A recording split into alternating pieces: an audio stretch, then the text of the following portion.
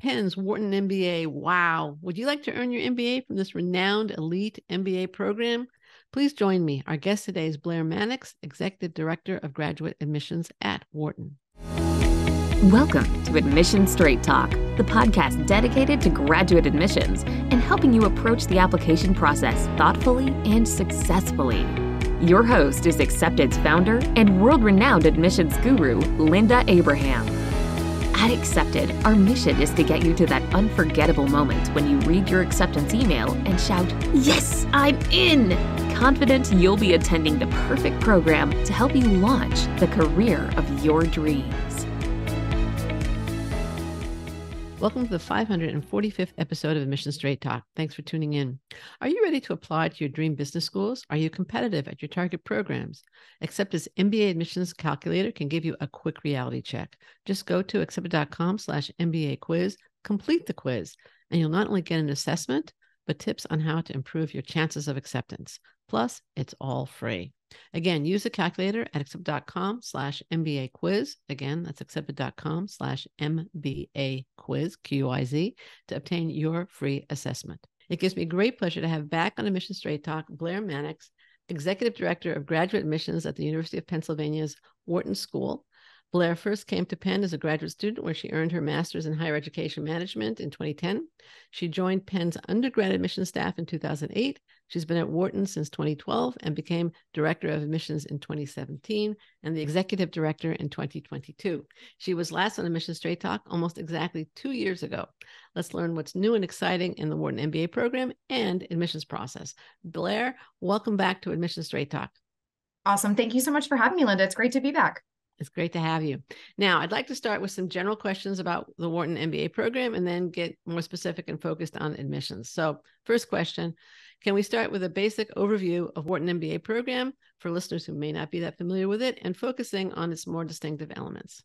Absolutely. So the Wharton MBA program is a 2-year graduate program in the city of Philadelphia, starting in August of the year that you enroll. It includes a summer where you go on an internship away from campus. And I think the thing that really makes the Wharton MBA program stand out amongst peer programs is its flexibility.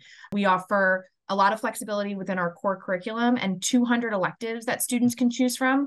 We really feel passionately that we want people to chart their own course through the MBA program and not just get classes taught in similar ways to the same people in the same cadence over and over again. We really want people to get, the way I describe it is like wringing every ounce of utility out of this program. And we think the flexibility of curriculum really does that. You know, another thing that Wharton does really well is that the Wharton MBA program is a very tactile degree, meaning that our students really are getting into the guts of understanding models or, you know, marketing strategic plans. And we're not just teaching students to be leaders and managers, which of course we are, but we do really believe that you need to understand the inner workings and core operations of a company in order to lead it well.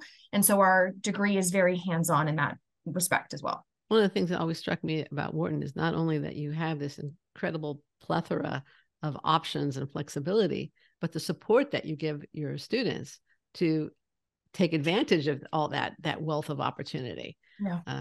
Thanks for saying. I mean, that's something we're really proud of. I say it kind of in jest, but I really do not think there's going to be a time in your adult life that you are more supported than when you're at the Wharton MBA program. We call it your personal board of directors, our advising support network. You'll have advisors and support across all of our main components, the leadership program, career management, of course, advisors on how to, navigate your career search and beyond. Of course, academic advisors and even student life advisors. So you do have this particular board of directors to help you navigate what is a lot. Wharton is a lot. Yeah. There's a lot of resources, and how do you take advantage and again, wring that utility out of your 2 years? Right. Now, in preparing for the call, I noticed that Wharton seems to have, in my mind, clarified its vision, namely in defining the Wharton Way, and which boils down to, according to your website, elevate research impact, innovate through your pedagogy, collaborate through disciplines and divides, all to be accomplished through a data-informed approach aiming towards scalable solutions and equitable outcomes. Can you dive into the impact of these principles on students' MBA experience? Sound great, but they're kind of general and out there, I'm very happy for the question. I'm happy to talk about the Wharton Way. I'm really happy to talk about the Wharton Way. So this is Dean Erica James' vision for her tenure of the Wharton School. So it's something that, of course, is near and dear to my heart, as it is near and dear to her heart. And And so, the three pillars: elevate research impact, innovate through pedagogy, and collaborate across disciplines. Couple examples under that. First and foremost, the University of Pennsylvania and the Wharton School are research universities. That's the bread and butter of what we do. And I think something that's interesting that a lot of folks probably don't think about is we have deep ties to government and obviously business. So a lot of the research you see coming out of government organizations, or a lot of the research that's cited across Fortune 500 companies, is Wharton research. And that pipeline and those pipelines through our centers of innovation and our centers of research already exist. So when she says elevate that research impact, she just wants to continue that and continue kind of doubling down on faculty research, getting out into the business and government community. So I think that's something that we're really excited about internally. And how do we create opportunities, mechanisms, and operations to get that done? So that's something that has a lot of energy behind it, behind the scenes. So that's exciting. And then, of course, innovating through teaching. Here's an example I think is great. We have a fabulous professor by the name of Ethan Malik, who runs our Wharton Interactive New Center. He's a faculty member that teaches through games. And Wharton Interactive is now a revenue center. So we're trying to bring these, this pedagogy through innovative games to the world. And so that's kind of an example of what we're trying to do there. Basically, what the Wharton Way is, everything boils down, is that we don't want to gatekeep Wharton resources. I'm not saying we've been doing it a lot in the past, but we really want to give that to the world. So Wharton Interactive is an example. We have a great program called Wharton Global Youth that we're trying to bring, kind of Wharton classes down to 16, 17-year-olds, and kind of making sure that is just a lot more in the community. And the last thing, collaboration across disciplines, is the problems of society are not going to be solved by business faculty, business students, and people within the business world operating alone. Public-private partnerships, collaborating across governments, collaborating across medical, engineers, all of those things, that's going to be at the core. The University of Pennsylvania does a really good job of that, just naturally through its own history and culture. And I think Dean James really wants to double down on that. And so that's the third pillar of the Wharton Way. Okay, great. Now, in addition to the Wharton Way, what's new at Wharton? I mean, there's always something new at Wharton. Yeah, so let me start with this. So one of the organizations I've been privileged to be a part of for the last 12 to 18 months is our Wharton Executive MBA.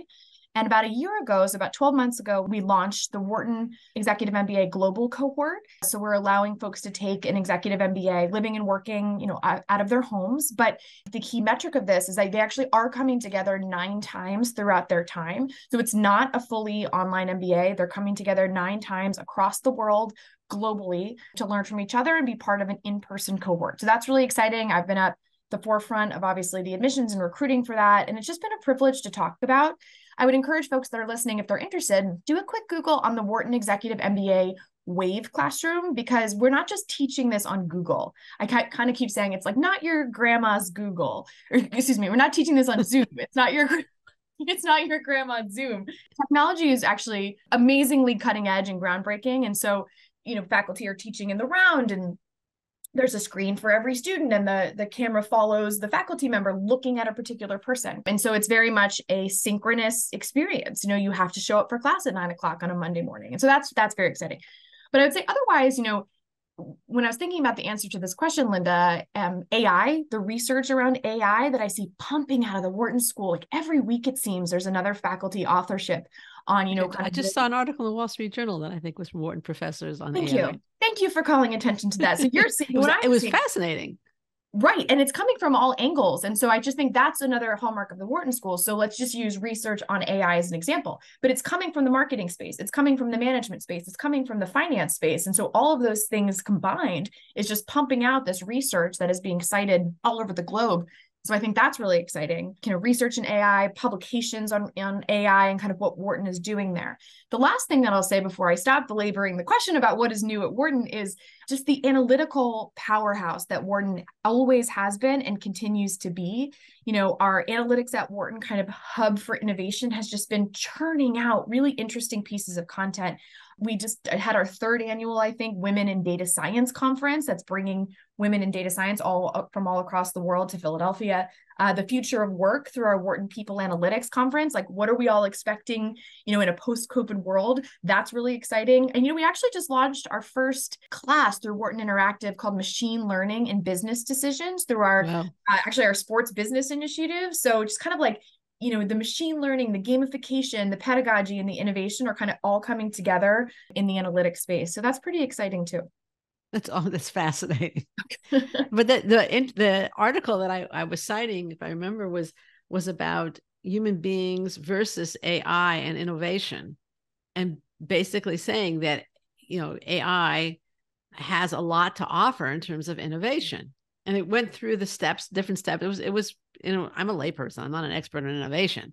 And it was something that I could really understand. It was just a very interesting article. Did it have a title something like, is AI a better entrepreneur than humans? I think innovator. Innovator. Yeah. No, I'm yeah. right there with you. Yeah. It's a really exciting time. I think it's a really exciting time to be at Wharton when all of that's swirling. So I'm happy you noticed that as much as I do.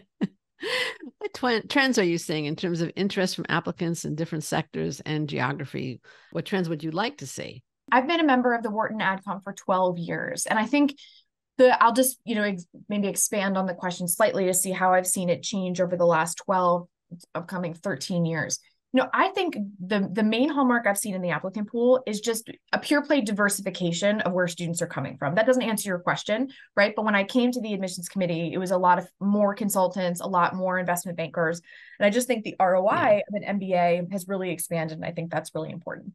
For me, I don't really have a specific answer, and I'm not trying to dodge the question. I really just don't think I have an answer on what I want to see more of. But I'll say this is what we want to see more of. The MBA is transformative. It is a degree that can be utilized for the rest of your life across sectors. It's not super specialized. Clearly, it's not a credential. And so I think that my goal, at least in this role, is to try to continue to communicate that an MBA is valuable and can be valuable across sectors, from education to technology to energy to NGOs. I mean, a lot of applications say I get from the nonprofit sector that are really successful. They'll say, I'm in nonprofit, but even in nonprofit, you need to know how to run a business. You need to know how to pay people and do the accounting and things like that. And so I think that it's a transformational experience that my goal is to get to as many different types of work experience backgrounds as possible. So that would be my goal, but not targeting a specific one per your question. Right. I was just thinking about my own MBA path and experience. Obviously, the MBA has changed enormously since I got mine. I'll admit it, I got it in 1979, but I did not follow a classic MBA path.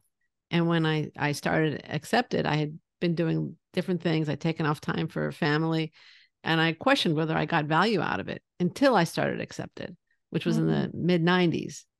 And then I started a small business, and it was valuable. It was invaluable. So and I don't mean the network and all that stuff. I mean the principles. I didn't remember the formula for who knows what, for a put or anything like that. I didn't remember that at all. I didn't need that. But the basic framework, the principles I had, and that helped me enormously. Yeah.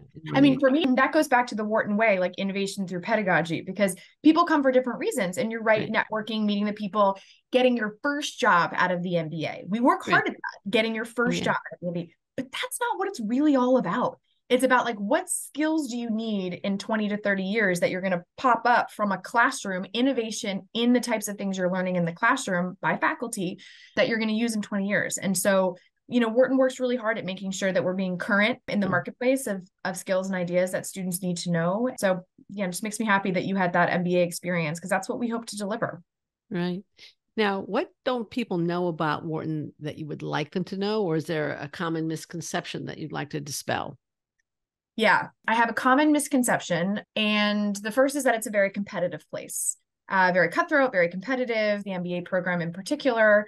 And I've said this over the years, but I always joke that when people meet me or the team, or they come to campus and they say, oh, this is not what I thought this was, and it's very different. I say, well, then that means I'm not doing my job. My job is to communicate to you, in your own hometown or when you come to campus, that what Wharton really is, not what you think it is. And so I just, I like to put out there that it's actually a very collaborative place. We have a system of grade non-disclosure, and we've had that for decades, where the student groups vote that they're not going to share GPAs with potential employers. And that's sexy and interesting to talk about. But really what that is like, we want you to take chances. You've probably never taken a chance in your whole life.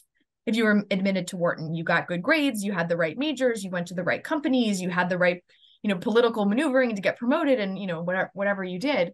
But we really want you to take chances, because the business world is won by people that take chances. And so that's kind of why the curriculum is set up like that. Risk reward. Exactly. So that's something we're really proud of. Another thing that I think people sometimes lose in their maybe external opinion of Wharton, and it's something we have struggled with internally, the duality of we're the best school to study finance in the world, period. That's something we're really proud of. That's something that's been part of our DNA since our inception. But we're also quite good at a lot of other things. We have top 10 programs in management and marketing and these great dual degree programs like the Lauder Institute, or our healthcare management program is groundbreaking. And so, sometimes what makes my job difficult is like finance and, like we are very good at other things. Because a lot of times folks think like, oh, Wharton's not for me. I want to study marketing. And we're like, actually, it is for you. So that's something that I like to put out there as well. Great. Thank you. Let's turn to the application and start with testing. Now, Wharton requires either the GMAT or the GRE, no executive assessment for the full-time MBA. Is it okay for the executive MBA since you are now in charge of yes, the MBA? We do accept the executive assessment for the Wharton MBA for executives. Okay. Could you review the rules surrounding the new GMAT Focus? Am I correct that you only really accept it for round 3 applicants? Yes. And I actually saw that you did a LinkedIn post about this, Linda, and I actually put in my to-do list to email you, and I never did. So I'm happy we're getting this chance. I mean, all positive. All right. Thank you. No, all positive. You got it right. Yeah. Right now, the GMAT Focus is launching this fall, but our deadline for round 2 is the first couple of days of January. And so it was too late for me to really have a evaluation and selection process that felt fair and unbiased and equal. And so I just said, we're happy with the GMAT Focus. I believe in the efficacy of the test. I believe in the GMAT Corporation, but we will be accepting the GMAT Focus starting in round 3 of this year, so April 2024, as well as with our Moelis candidates who apply in the same month. And so there is, I won't go into it, but there's been a lot of mixed messaging. There was even a change on my website, which you very correctly noted, kind of when we were going to accept it. But I think the dust has settled, final decisions are made. If you're applying to the Wharton MBA program in the fall of 23 or the spring of 24, no GMAT Focus, but if you're applying in round 3 or the Moelis Advanced Access round in April of 24, ready to go. Right. And obviously for the next application cycle. Exactly. Right. Okay. What's new in the MBA application? Not a lot. Okay. Nothing. And actually, that's very purposeful. There's a lot of change. The MBA, let me back up. The admissions business is changing. I have done nothing but this. I've been in this line of work for 18 years, and I have seen some shifts in the business and some ebbs and flows of changes. But I think, and there's a couple things to say under this, of course, the Supreme Court decision, but, the GMAT changes as well, kind of the market pressures on testing organizations, the GRE changes. And there's a question, but I would love to talk about ChatGPT for college essays. Next. Great. I have a lot to say about that. Okay. Kind of like how that works. I've been calling it admissions. We did something with our evaluation and selection process about 8 years ago that I called admissions 2.0. So internally, I've been calling this admissions 3.0. The whole business is changing. And so given that scope and given that umbrella, I felt really strongly about not changing our application because enough is changing. Let's not torture these applicants. And that's where we are. Or maybe the application readers also. I don't know. Yeah, maybe that too. But really, it was for the applicants. Okay.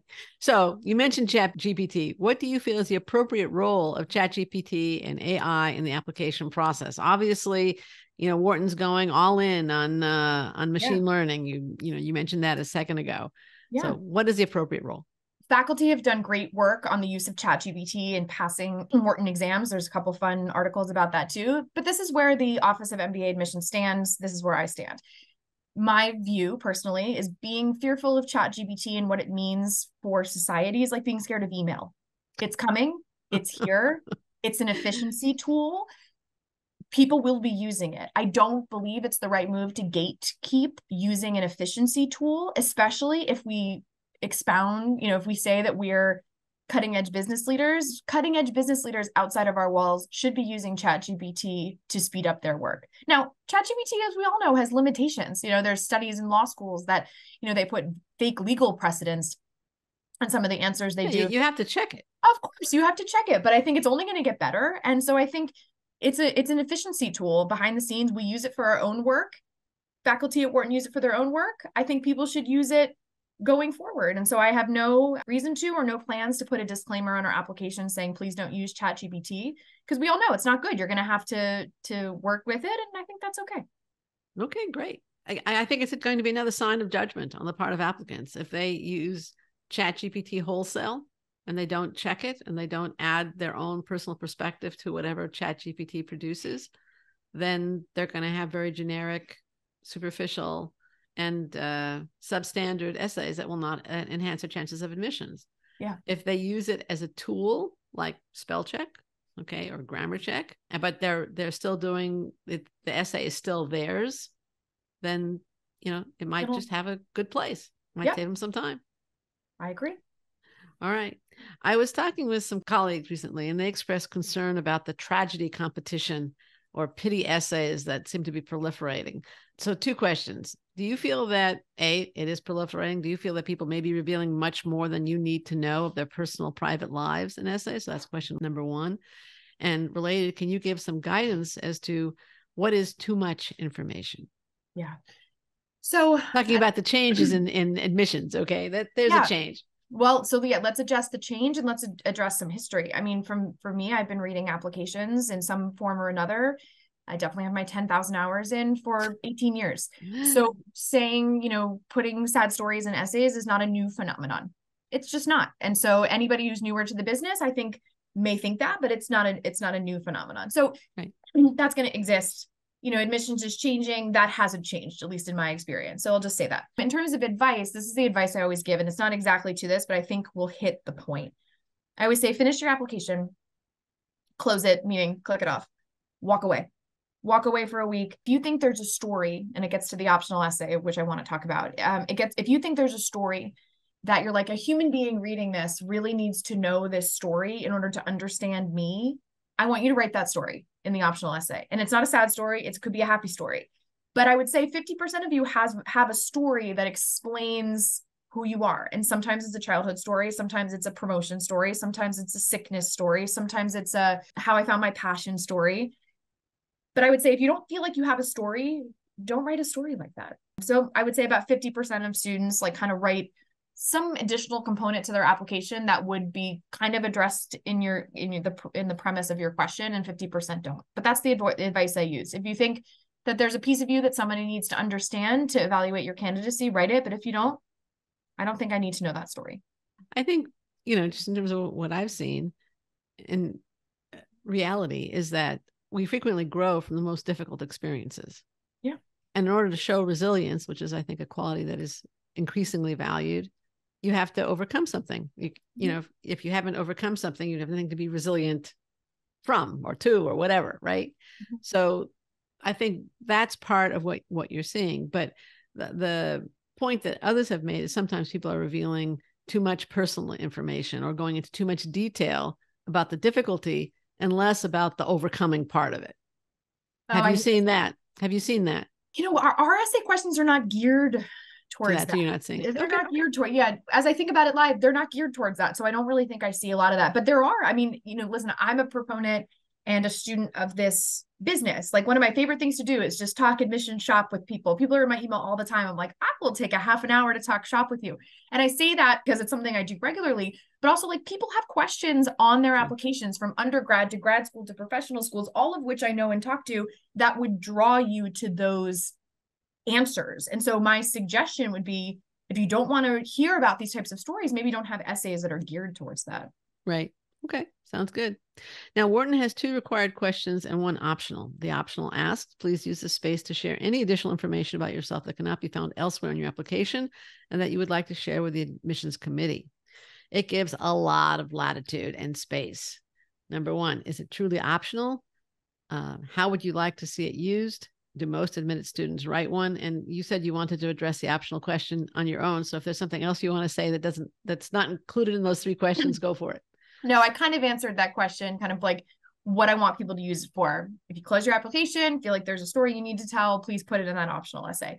But I would say people use it for 2 different reasons, and I encourage people to do it in 2 different reasons. And I'll take this moment and put a quick plug-in for some admissions application tips webinars we do that are on the Wharton YouTube channel. I did one that has a ton of views that I've gotten some nice feedback on, but our teams does great ones. And it talks about this. It talks like what you should use your optional essay for. But really what they say is this, a lot of students are like, I have some things to say. And I'm like, have a couple bullet points. If you want to say, hey, listen, I was 6 senior year, and that's why I have a C in statistics, put it in a bullet point. I want you to know there's a gap in my career because they pushed all the hiring back to January. Boom, boom, boom, boom. Bullet points are great. That gives me context. I'm happy with it. But then there's a lot of people that want to tell this story. So I would say half use bullet points, half use a story. It's fully open and optional because I really want you to use it to just tell me what you need to tell me. Like there's no hidden agenda with me. I just kind of want to know what I need to know because I would rather you tell me than me have to go find it. Sure. Or guess. Or there was a pass-fail grade. What happened at Brown in the summer of 2018? I don't want to have to go find it. I would rather you tell March 2020. Well, that one I know what happened. We all lived together. I was there for that. Yeah. We all remember that one. Do most admitted students write the optional, or is there any date on that? I don't know. That's a good question. Okay. I really don't know, but you can tell how much it matters, but like I don't have tracking that stuff. Yeah. All right. How do you review an application? What do you start with? Transcript, resume. Okay. Those are the two most important things. I think applications, they have a natural cadence. When you kind of open the application, you're immediately, the way I describe it and the way I train our readers, you're just trying to take the student in. You're like, okay, they're 27, living in Boston, working in healthcare, living in the Back Bay, taking in the student. And then you click on the transcript and you're like, okay. And then they went to Duke and they majored in mechanical engineering. And then you're just kind of watching them walk through your life. That's our whole job, is figuring out how you walk through your life. And so you're like, oh, they, were a member of the swim team and they, did this at Duke and they did community service. Okay, great. And then they graduated in 2020. Good year to graduate. Okay, great. Pivot. I always call it the pivot moment. All right. Then they went out into the world. Then we read the resume. What did they do? Where did they move? What did they make? Like, how did they feel about it? What are their things? And then that natural discovery process leads you most often to the essays, but sometimes to the letters. Like, for example, like if there's a student that has like a little bit less years of work experience, I might be like, what do people say about this person? So I'll go to the letters first before the essays. But then sometimes if, you're working in consulting and you've been there for 3 years and you're applying to the Wharton MBA, which is more commonplace, not bad, but just more common, I might go to the essays to see what you want to do here. So it's a pretty standard path. And then it diverges between essays and letters. And then that's it. Okay. How many people review an application? Two. We have 2 read each application before interview. And that's really something I'm proud of. We have a blind read process. And so one reader does not know what the other reader says. And that's to cut down on bias. Sure. There's a lot of processes. I'm a big student of decision analytics and decision science. And there's a lot of not just admissions offices, but like, people that are hiring for jobs at scale, that have one commentator's comments read by another. And of course that influences you. So ours is blind. And then we do a full committee before interview to, make sure that the decisions we're making are strong and make sense. And then, of course, robust interview, another read, and then final committee. Okay, great. What can an applicant expect if lucky enough to interview and participate in the team-based discussion? Yeah, so we're on year 12 of the team-based discussion. So we've gotten kind of good at it. I was part of some of the first waves, so I'm proud to say that. So this is kind of what I like to say about the team-based discussion. I'm like, we want to take the stress and the energy from here to here. I'm like, I'm never going to take it down here. I know, especially coming from my lips. I was like, but I'm going to try. So basically what the team-based discussion is when you're invited to interview, you will know it. And I put on our website that we will be releasing decisions. I don't quite know it off the top of my head, sometime in late October, but let's just call it October 30th at noon. You will get your decision October 30th at noon. And that's the story. And so there's no harangues, there's no fear, there's no waiting every week. It's not rolling decisions. And then when you get invited to interview, you'll get your prompt. We're not going to spot prompt you and make you totally freak out. And you'll get a 1-page PDF on how you could prepare. But I think more importantly, how you don't prepare, because we don't want people to be over preparing for something they can't really prepare for. So you'll get the discussion prompt, you'll get how to prepare, more importantly, not to prepare. And then it's a 35-minute group discussion with 4 to 5 other applicants. So everybody's kind of in the same boat. Everything is on Zoom. We were actually Zoom beta users all the way back in 2018, 2019 before COVID. So we've been doing this for a long time. Everything is on Zoom now. And you have a 35-minute discussion. I mean, and that discussion feels like a discussion at work. How do you solve problems? How do you bring in different resources? How do you drive towards deadlines and decisions? And there's a lot of academic and career research that says when people do certain things, they tend to get along better in groups. And that's the type of stuff we're looking for. So I always just tell people, like, imagine you're walking into a conference room at work and you're like right about to take that left and you're thinking about who is in the room. And there's some people that you're like, yes. And there's some people that you're like, oh, I don't know. Just think about like what those people do. That's a skill. Like running a room and knowing how to work with people is a skill. And I think one of the things I'm proudest of in our process is that at the Wharton MBA admissions process, it's not that like you crest to the interview stage and then you interview and you either do really well and get in or you don't do well and you don't get in. Like the skills of running a room are very different than the skills most times to get a 4.3 in physics at MIT. They just are. And so we're a school and we want to have the room runners and we want to educate them to be the 4.3s in physics or finance. And then we want the 4.3s marketing. Then we want the 4.3s in finance, and we want to teach them how to run a room. And so that's what it looks and feels like. After that, you'll do a one-on-one with your interviewer, and the whole thing will be about an hour and 20 of your life. Wow. All right, great. What's the most common mistake that you see applicants make in the team-based discussion? No, the mistake questions are always tough for me because just like my brain isn't oriented like You're that. much more positive than that. Yeah, I think I am, but of course, like, I've been in this chair for 6 years. I've just gotten asked the mistake question a lot, and I always don't have a good answer because I don't really think of it.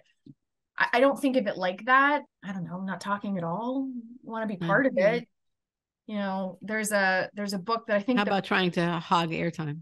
Maybe, but there's a lot of research on different ways to be successful in groups. And so this is my thing. I'm like, it's just be a normal person. Be the person that you are at work for 35 minutes. Keep it together. Be the person you'd like to work with. Yeah, maybe that. But I don't, well, that's another thing. So we were training our interviewers last year and I said, I don't do interviews. I don't do them. And someone said, why? And I said, listen, because I can't do them all.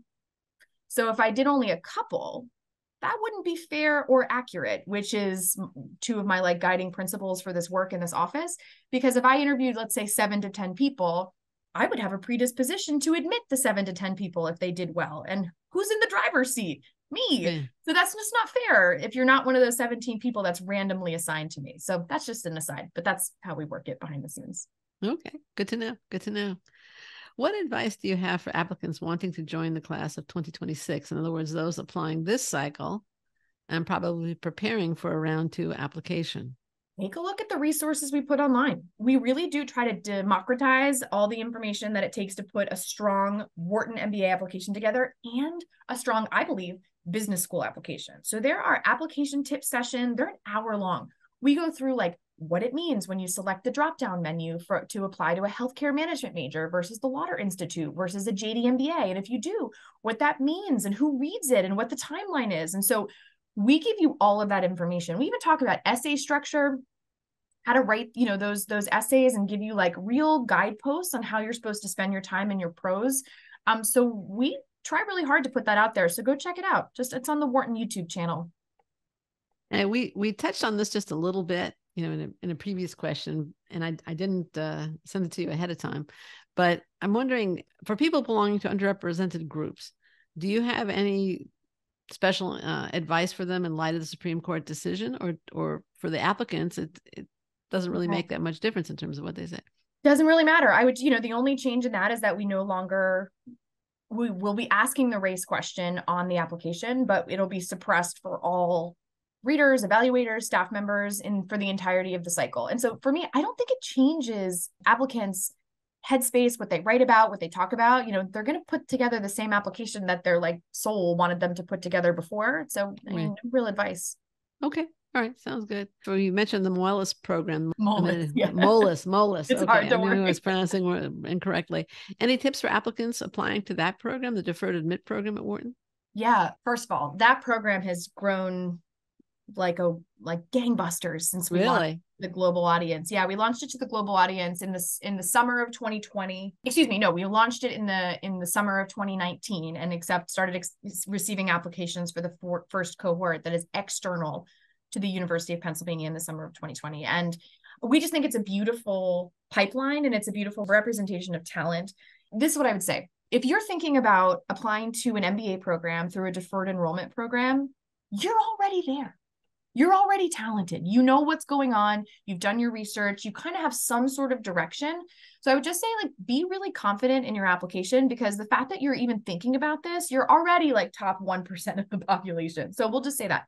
Second thing is that, again, with these deferred enrollment programs, like, we want you to take risks. That's like one of the points of them, that you can, lock in your admission. And, we don't want you to go like backpacking and never work for 2 to 4 years, but that you can take a little bit more risk. So, think about that when, you're thinking about lining up your second job or your third job, or what you want that deferment period to look like, because we really do want you to take risks, because again, business favors risk takers. It just does. There's a reason that the American culture produces more entrepreneurs than most of the rest of the world. And that's because our tolerance for risk and some laws, but that's who we are. And that's what we want to be part of. Okay. The Moelis program has been in existence now for several years. So obviously some of the people that were admitted via that program already in Wharton, right? Yeah. Yeah. Are most of those people actually coming for the MBA? Are they deferring additionally? Or are they just saying, I decided I don't want it? Good question. Linda, that's a great question. So yes, you're completely correct in saying that some of the first admits are starting to trickle back. So for the last couple of years, we've had, I think, about 20 Moelis admits come back to the class. So about 20 in the class of 25, 20 in the class of 24, 20 in the class of 23.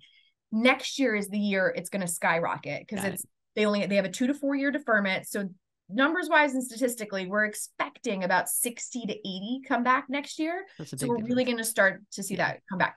You're correct. We've had a couple years to see if students, get accepted through the MBA and decide like, this is what I'm going to do, or decide like, no, I don't want an MBA. And so far, data says over 80% of our students are coming back. That's something that they absolutely are committed to and want to do.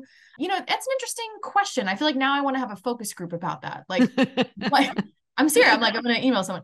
Like, what did you think of not coming back? Like, was there a moment where you thought like, oh, I'm just going to go, out on my own and start my own company, whatever. I'm interested in the reasons that they came back or thought of not coming back. But the industry is one, meaning the industry of deferred enrollment programs, is doing very well. So right.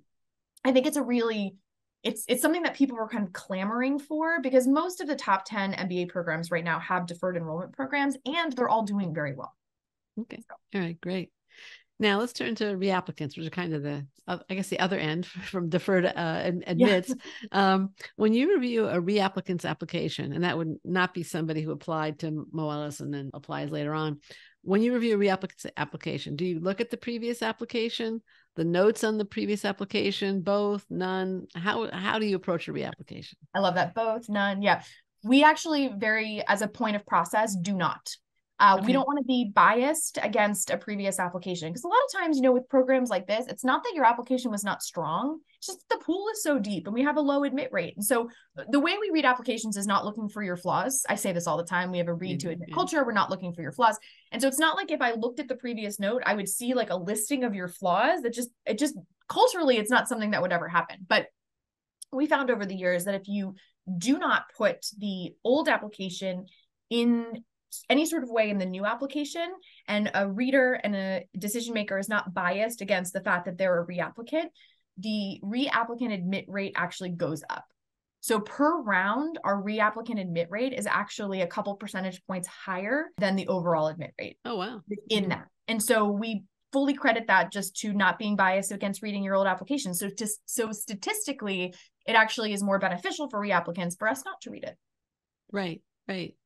Also, you would expect reapplicants, they have a year more work experience. Yeah. They made some mistakes maybe on their application last time. They would be stronger applicants. Absolutely. Another really good point. Right. What advice would you like to give to someone thinking ahead to a fall 2024 application, or even a later application? In other words, they're not applying this cycle. They're applying next cycle or a later cycle. I would say really hunker down and think, and then speak to the people that you trust in your life, mentors, bosses, about what you really want to get out of an MBA. We found, and this is anecdotal, there's no data on this for us, but it's like we found that if someone can come in pretty crystallized, and I'm not saying with like exactly the type of company, industry, location that they want to work at post MBA, but I mean like what you want to do during your 2 years, like what like clubs you want to lead, what skills you want to learn, like what do you want to use the program for, the more you'll get out of it. And so it's not necessarily a piece of advice towards applying. It's a piece of advice on navigating. And that's the advice that I've given over the years. And, I've gotten some feedback that it's been helpful. It's great advice. And what would you have liked me to ask you? Oh, goodness. I just think I'm excited for where, this is maybe not a question, but it's an answer to a question you didn't ask. Like, I just want to say, I'm excited for where the business of admissions and where the MBA admissions world fits into the grander ecosystem is going. I think with the changes to testing profiles and the bringing online of AI resources, most notably ChatGPT, which people use more often, as well as, just the ecosystem of what's been going on around the country, I think it's a really interesting moment to be a part of as someone that's a student of the business. And so I'm really excited to be a part of it. And I'm excited to be a change agent within the four walls of an admissions office to hopefully the betterment of society, applying to schools across the country. And that's just where I will be putting my energy for the next 12 to 18 months. So stay tuned. Happily. I want to thank you very much for joining me today, Blair. Where can listeners and potential applicants learn more about Wharton's MBA program?